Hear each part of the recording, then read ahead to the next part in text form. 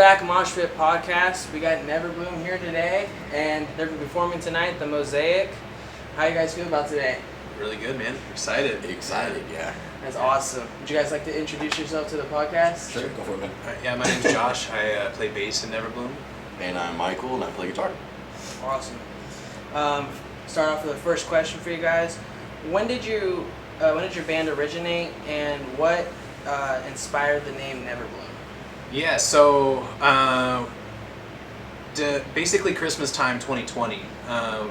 I've been playing music with Sean, our other guitarist, for a long time, and he and I were in another band that just didn't work out, and we wanted to do something else. So we had a couple other people we were interested in working with, and we hit him up like, hey, here's kind of where we're at. Here's where we want to start. I hit him up. I was like, this is the guitarist I want. I don't even want to talk to anybody else. I hit him up, and he was like, I'm down, and it was super easy. So it was basically the most seamless grouping of people that I've ever had for getting a band together. But as far as the name, I think we were just kind of floating out some names around, and it just kind of remember who came up with it. I did. Yeah, I was just like, it sounds cool. We were just going through all these ones, and because what were we stuck on before? It was I can't remember. There was one that I don't know. It wasn't like it's like Peacekeepers. Yeah, it was like it just wasn't. It didn't fit. Yeah. I was like, it's not that for sure, but that's all we got right now. It was the only one. And then you said Neverbloom one day, and I was like, that's 100% it. Yeah, it was the only one I threw out there, and everybody unanimously was like, I actually don't hate it. No one had anything negative. It was like, that's it. That's the one. It was perfect. Yeah. It's definitely a catchy name. It's simplistic, and you can always remember it. Sure. It's funny because we always get asked if we're huge Make Them Suffer fans because they have an album called Neverbloom, but no, it's just... That was a total accident. Yeah. Yeah, total happy accident. With your song Departure, what would you think the meaning behind it? What's your message behind it? Yeah, actually, Howie has been very transparent about that. Howie is our new singer, so that was his debut with Neverbloom. And that whole song is about how he's dealt with addiction. And it's kind of like a call to arms for anybody else who might be dealing with addiction. And you might relapse, but it's ultimately getting to the end of that goal. And, you might fall several times, but you just got to pick yourself back up and just keep pushing. And Departure was his way of saying, I'm done with it. I'm done with that part of my life. I'm moving forward. Especially with music, rock music, a lot of people that listen to it, I feel like a good amount, at least half of people, a lot of them suffer from addiction. Yeah, and that's the thing is there's so many different ways you can be addicted to things. It's not just doing drugs or drinking or whatever. I mean, you can be addicted to eating fast food, addicted to caffeine. Yeah. I mean, everybody has vices in different ways, and it's really, this was his way of trying to hit everybody with a broad scope of it doesn't matter what your vice is, you're better than that. Yeah.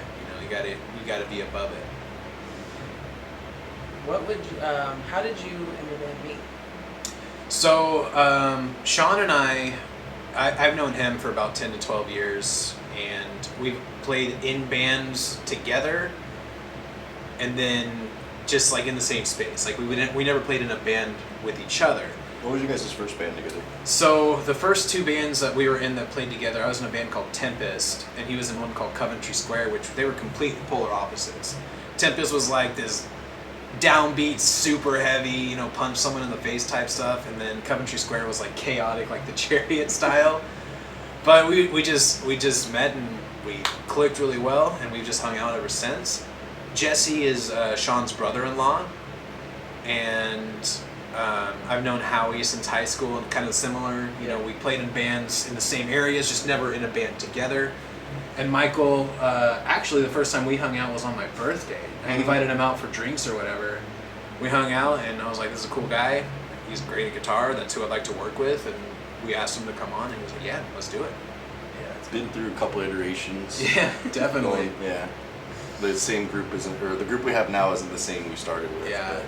The core three, Michael, Sean, and I have stayed the same. Our drummer Jesse is he's played every show we've played, but he wasn't our original drummer. And we had another singer before Howie named Allie, and she was great. Just didn't work out, unfortunately. and so now here we are. We're trying to find ourselves again with Howie, and I think we've got something really cool, something special here. I think you guys do, especially like when I first heard Departure, it was different but similar at the same time. Yeah. And like the riffs were fucking clean. That's this guy right here. Yeah. And the vocals on it were everywhere. Like the range was crazy. Like, and here's the craziest thing about him too is he held back. His range is disgustingly fast, and also I'm gonna just kind of like shameless plug. Some of the layers. This dude tracked and mixed all that stuff. So we did everything for that song in house with him recording wise, and you should have seen some of the layers that I like threw, like very very subtly in. Like he was talking about his range though, some just disgusting like garbage disposal noises and stuff. It's like I was like, okay, that's a little too much. Let's bring that down. I remember but it's just all over the place, and I'm excited for the next one because it's a lot heavier. It's a lot heavier. So he'll be able to express that range even more, which is really cool. So when we were first writing Departure, I remember him tracking Howie and saying like, hey, can I try something real quick? And we're all like, yeah, of course. And he starts doing whistle notes, which if you know anything about like singing or screaming, whistle notes is like the hardest thing that you can like achieve. And I'm just like, what do you mean? Like, can I try that? Like, you just did that for the first time? That's like that's so ridiculous. It's like I'll probably never be able to do it, and you try it one time. His control over his voice is absolutely insane, and I can't wait for you to see it tonight. You're gonna see some stuff that you didn't hear on Departure. I'm hella excited. It's Yeah. so good. And I love the setup of the mosaic and Thank everything. you. Appreciate it. And if you everybody at home, they're gonna have a lot of shows here, and the shows are gonna be hella awesome. So look up the mosaic. You can find them on Instagram, and also it'll be down the link below. So check that out at the end of the video. What long term wise, where do you see your band going? I mean, sky's the limit right now. You know, we're trying to figure out our next move. Right now, we're just kind of working on creating the best music that we can and getting that tracked and out there. One song at a time, Exactly, trying to yeah. incorporate, like, accompany it with good visuals every time instead of just, throwing stuff out there that maybe gets blown by the wayside too quick. Right. Like there's just so much music out there and stuff. I feel like it's more important to bring the quality over quantity nowadays. So. Sure. I love that because it's like you have a lot of bands that throw albums together just so that they like have like a couple good songs that they like, really tried to like push. Yeah, exactly. And then they just try to put like 5 more songs in it to try to have it as an album. Mm-hmm. You guys trying to take your time and make sure that every song that you put out there means something to you and can try to push yourself with the fans and build your fan base. I love that. Definitely, 100%. Yeah, I mean, that's the goal. So it's crazy because for example, 2 of the songs we're playing tonight, we've incorporated in our live set since we started playing live.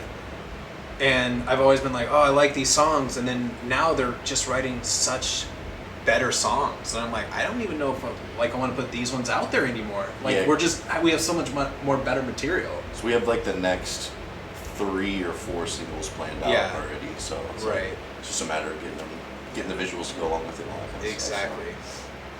Look out for that, guys. Look out for the next singles with them because I swear, these guys, they're going somewhere. You guys are doing. Appreciate that. Hey, that's Thank cool. you. Thank you, man.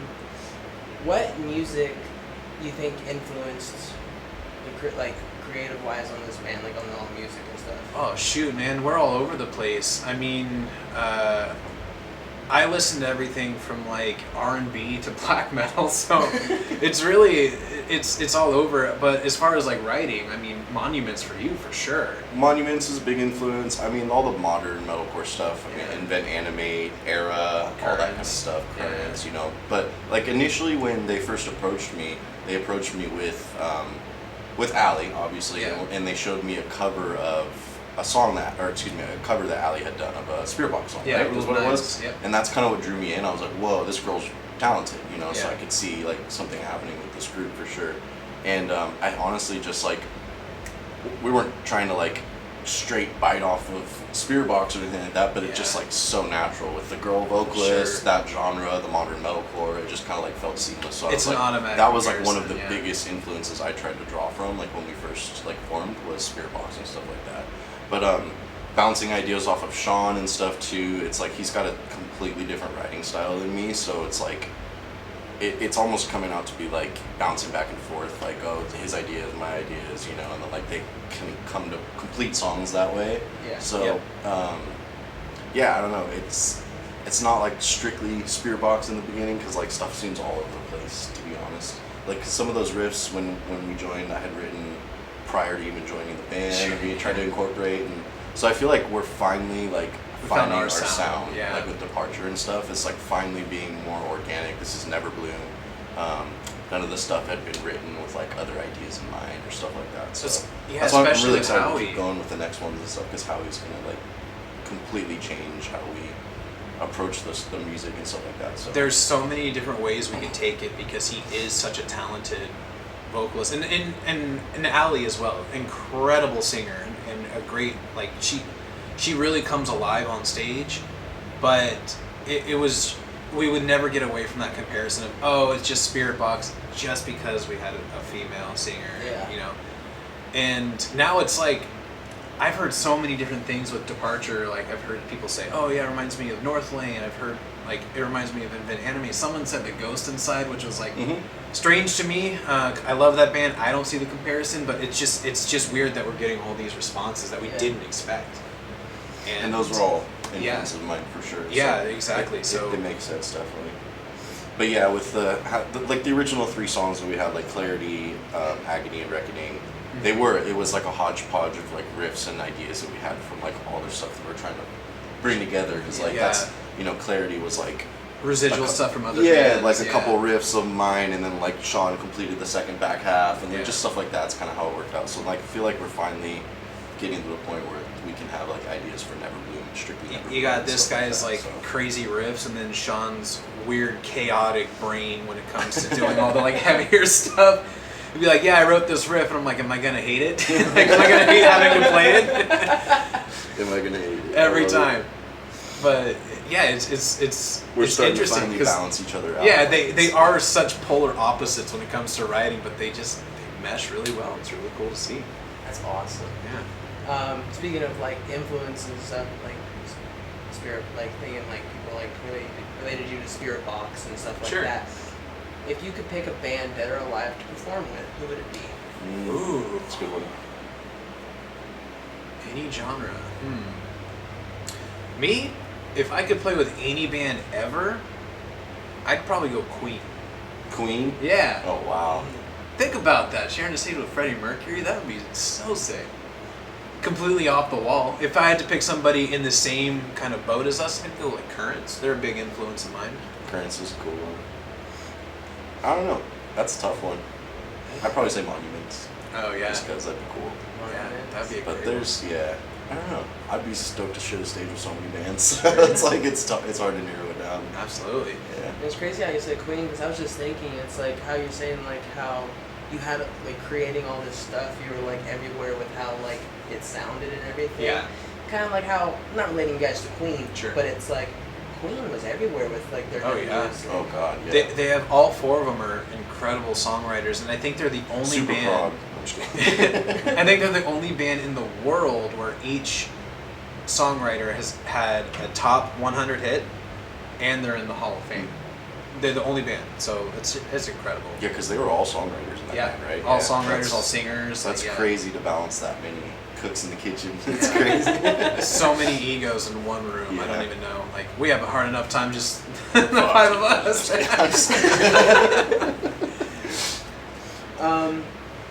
My main question that I always ask in every Sure. interview is, what is the craziest mosh pit you've seen or been in? Oh, I can answer that easy. You go first, though. Me first? I got 2 good ones.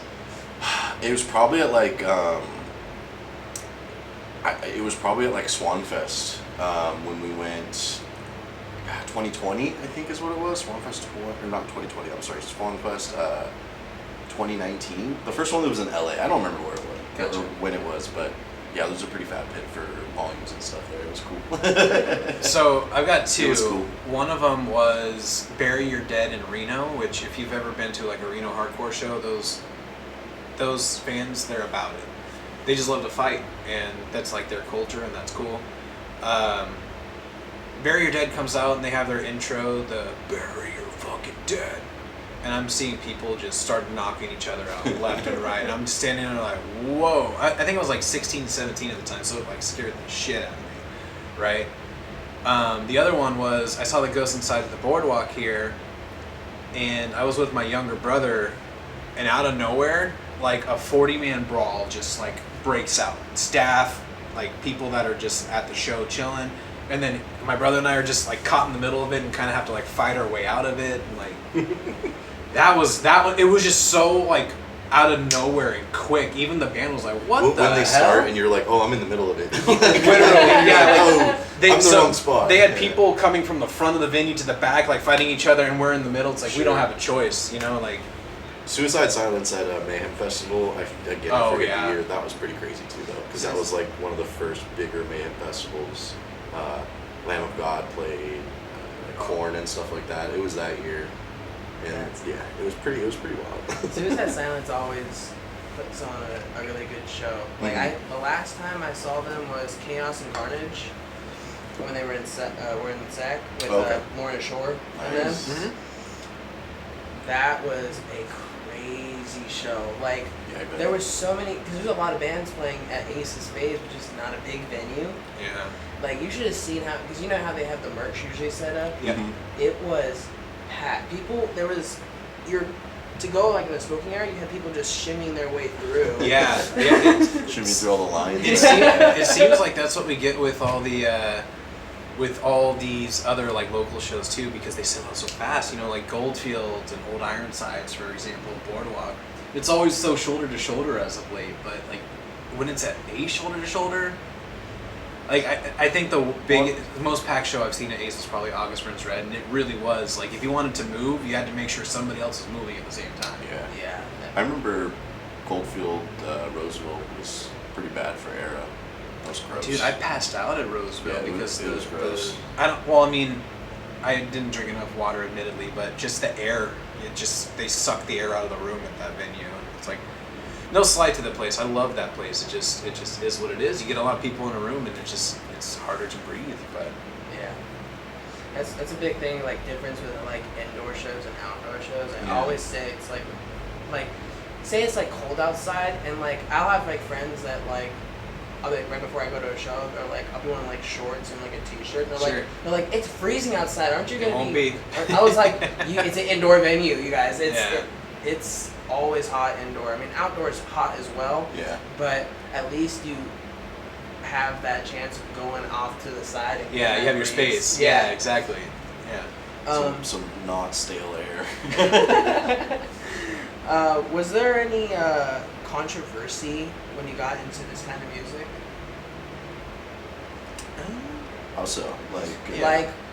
Controversy meaning in like with like say your family's like not approving or no. My dad raised me and my brothers on like Iron Maiden, Motley Crue, you know, bands like that. My mom listens to country, but she's always been super supportive of like everything that I've done musically. She'll be here tonight. Even she's bringing my kids later to see, so they can see me play too. But no, I mean I've shown them some stuff, and even though they don't really listen to it, they're like, "Yeah, that's pretty good. I like that song." That's awesome. There's a few songs I've shown them that like out of nowhere, my dad will be like, "Yeah, I showed my friend like that one song from your old band," and I'm like, "That's kind of weird, but cool. I'm glad you like that one." Yeah, my parents have always been super supportive of it. So I've met his dad at some of our shows. My dad comes to the shows. Is he coming tonight? He's coming tonight. He's always trying to hear the songs before they're released and all that. It's cool. Yeah, he's really supportive. Same with my mom. My mom doesn't quite get it as much. She's just like, obviously the vocals and stuff. But yeah, ever since I wanted an electric guitar, they were super supportive. My dad bought me my first electric guitar, amp and everything like that. And he's like, go for it. It was fun. Yeah, my dad was a drummer, so I got introduced to drums really young, and then I told him, I kind of want to play bass.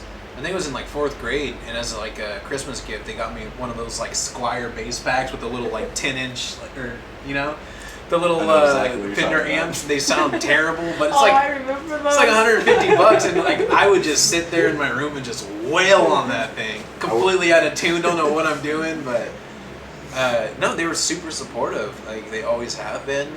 I mean, I've been on tours and they've been like, how can we help? You know, they've been great, and I really couldn't do it without them growing up, honestly.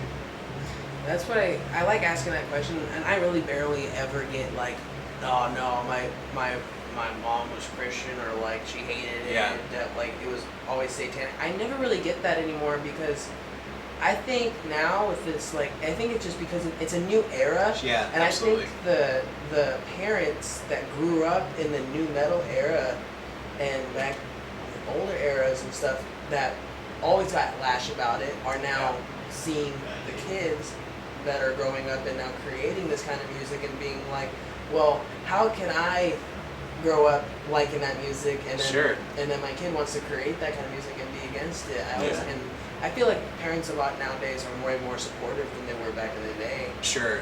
You know, just the general public. Absolutely. Way more accepting to metal now, but my parents, so like when I first started listening to like screaming stuff, my mom was like concerned about the lyrical content, and my dad was pretty quick to be like, he's not hearing anything that's any worse on the radio. Well, on that note too, it's funny how quick everyone is like that doesn't understand or doesn't really know about it.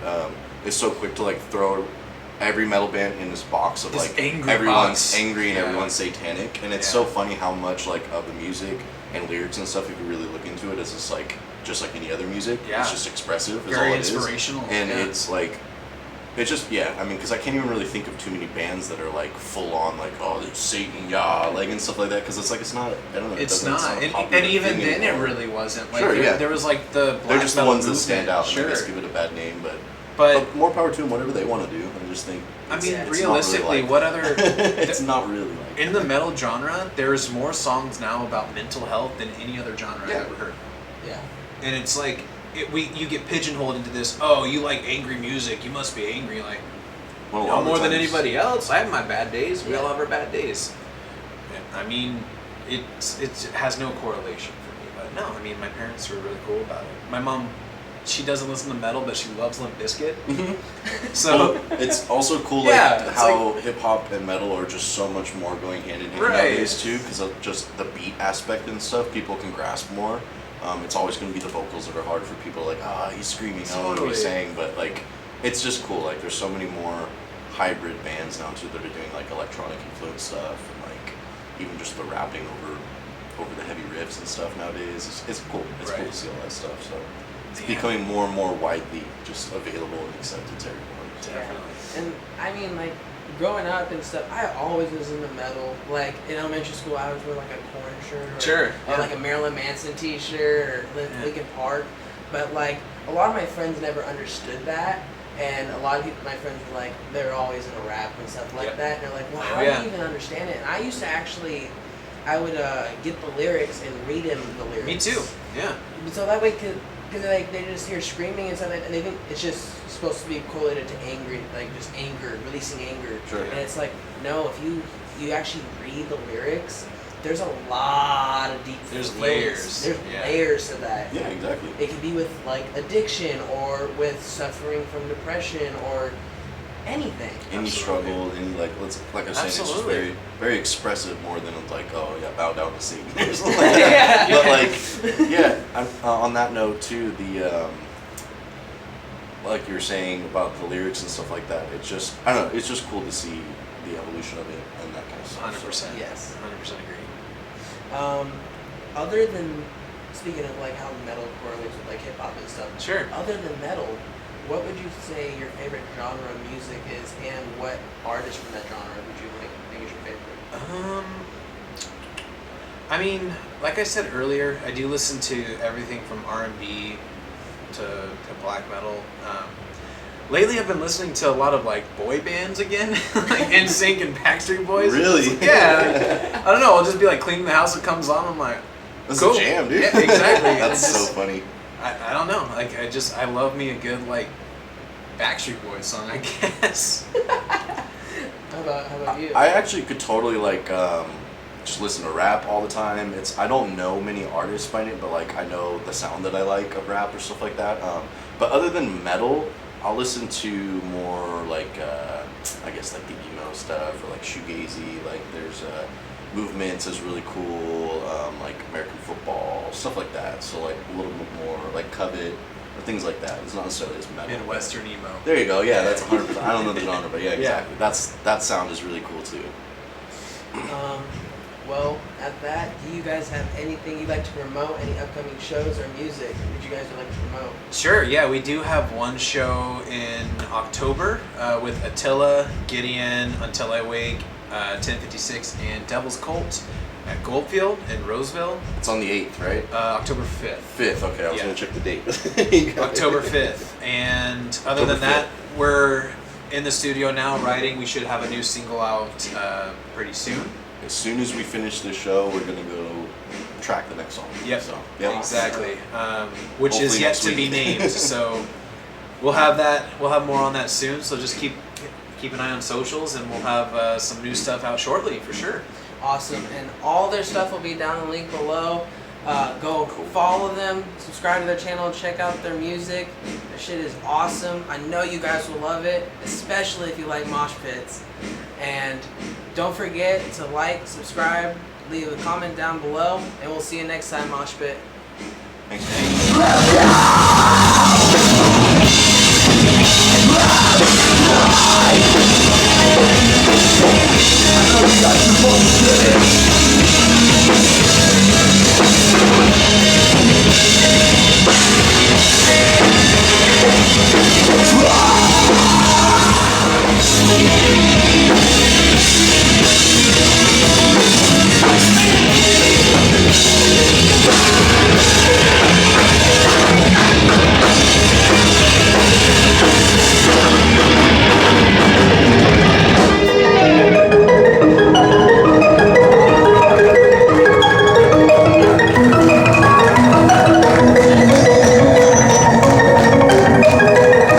Thank you guys. Again, like I said, this is my first show with the band, so thank you so much for everybody coming out here tonight.